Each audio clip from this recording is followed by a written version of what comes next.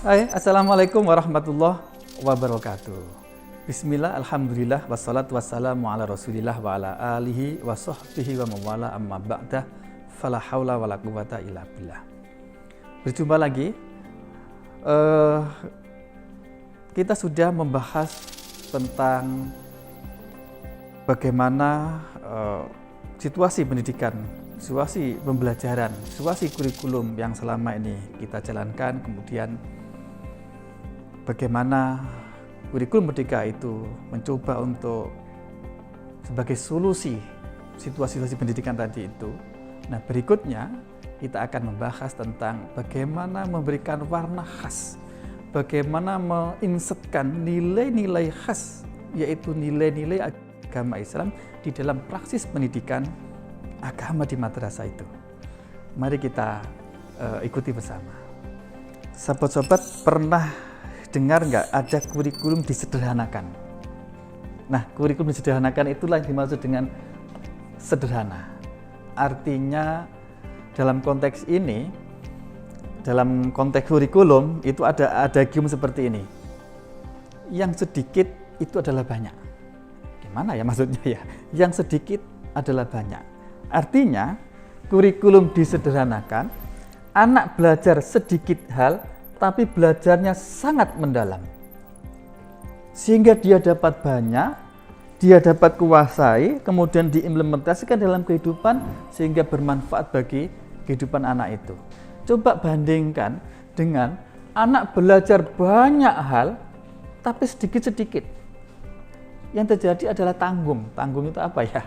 Yang terjadi adalah ya tidak memiliki dampak yang konkret di dalam kehidupannya. Nah, kurikulum merdeka itu diarahkan materi-materi yang esensilah yang dipilah dan pilih kemudian diajarkan secara mendalam sehingga punya dampak yang baik bagi kehidupan anak.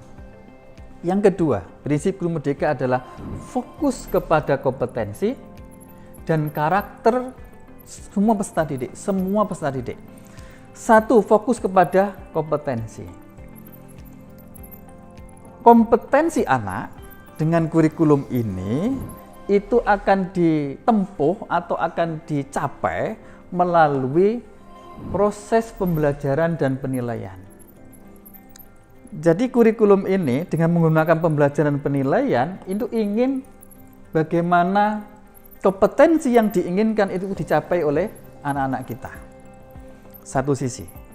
Nah, sisi yang lain, karakter itu juga dikuatkan dengan menggunakan apa yang disebut dengan proyek penguatan profil pelajar Pancasila. Sebetulnya proyek profil pelajar Pancasila ini itu diorientasikan untuk membentuk karakter peserta didik tadi itu.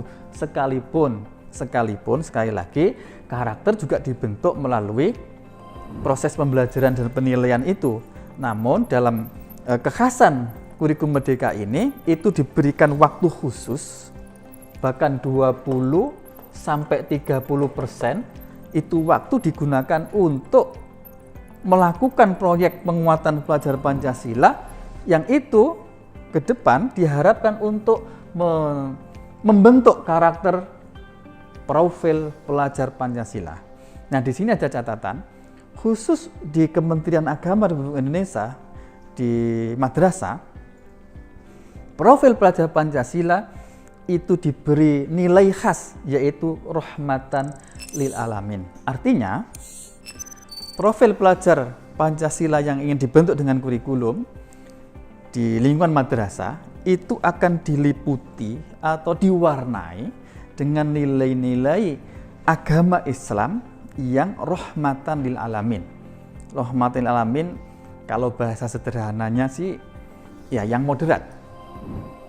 Jadi insan Pancasila yang agamis tapi moderat. Nah, insan Pancasila yang moderat dan agamis. Kira-kira begitu. Yang rahmatan lil alamin. Ini yang menjadi salah satu kekhasan proyek penguatan Pancasila yang ada di madrasah, sehingga ini kemudian disingkat dengan P5 PPRA. Nah, sobat pelatihan, prinsip berikutnya adalah fleksibel. Bahwa kurikulum merdeka itu bersifat fleksibel. Fleksibel ini bisa dimaknai banyak hal.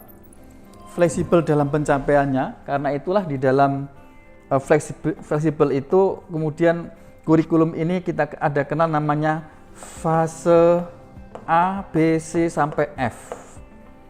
Dalam satu fase itu bisa ditempuh dalam 2 tahun, ada yang 3 tahun dan seterusnya. Sehingga memungkinkan guru itu bisa mengatur proses pembelajarannya itu lebih fleksibel.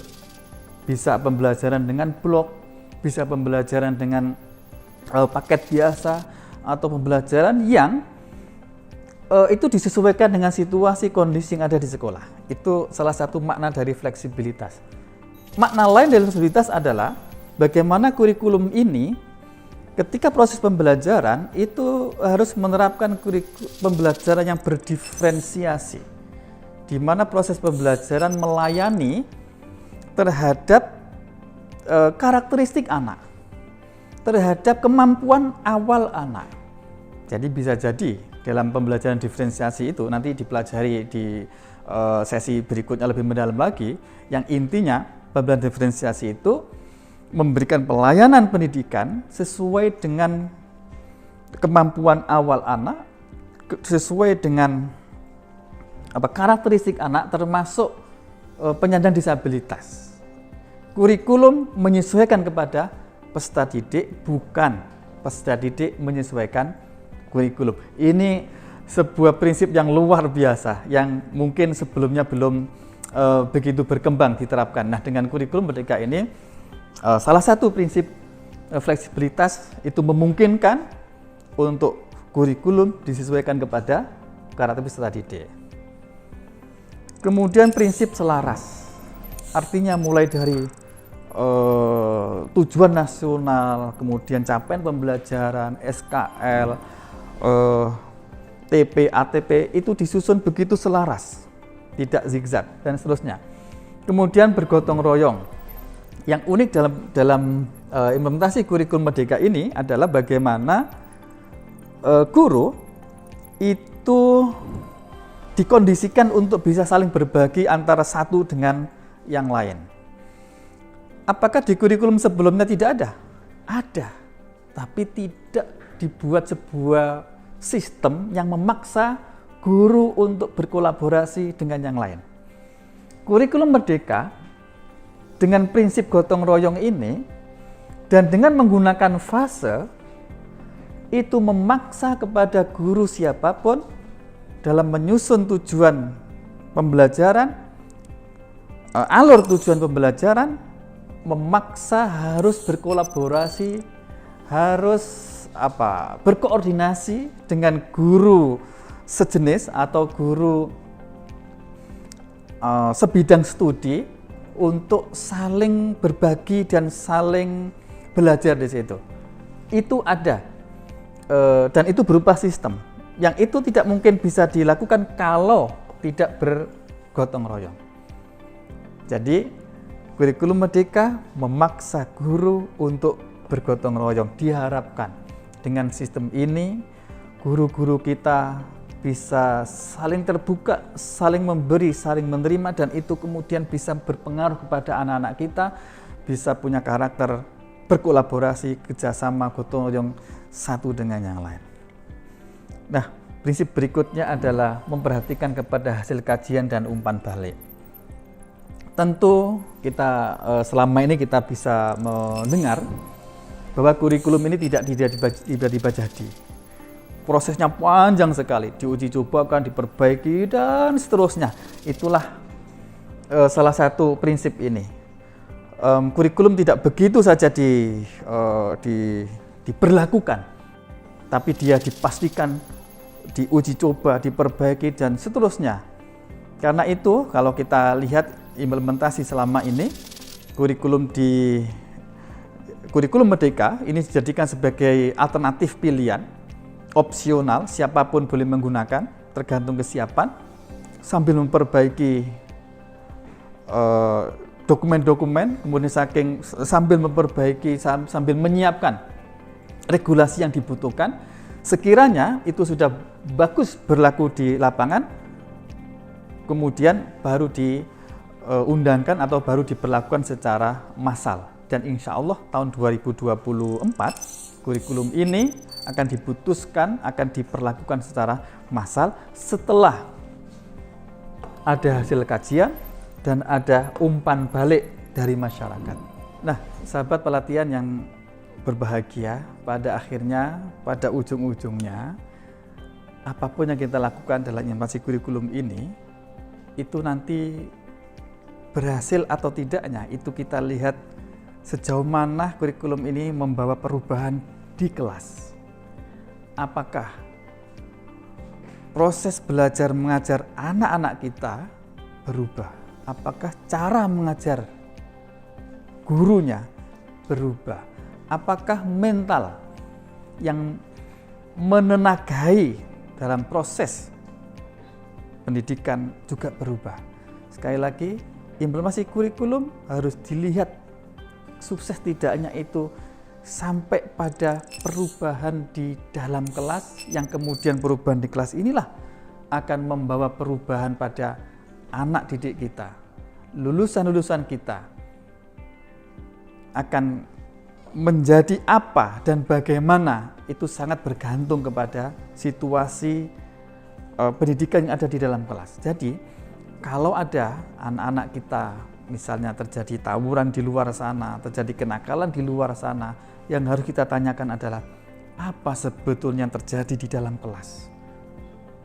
Apa yang terjadi di dalam kelas itu berpengaruh bagaimana anak bersikap dan bertindak.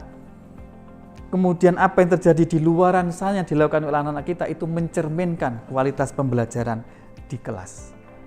Kurikulum Merdeka di madrasah diharapkan merubah suasana kelas, kemudian mempengaruhi output dan bahkan outcome peserta didik kita siap menghadapi abad 21, namun tidak lepas dari akar budaya, karakter, religiositas negara kita. Sekian, apapun semoga bermanfaat, semoga berkah, semua urusan dimudahkan oleh Allah Subhanahu wa taala. Akhirul kalam, wabillahi taufiq wal hidayah wa ridho wal inayah. Wallahu muwaffiq ila aqwamit thoriq. Wassalamualaikum warahmatullahi wabarakatuh.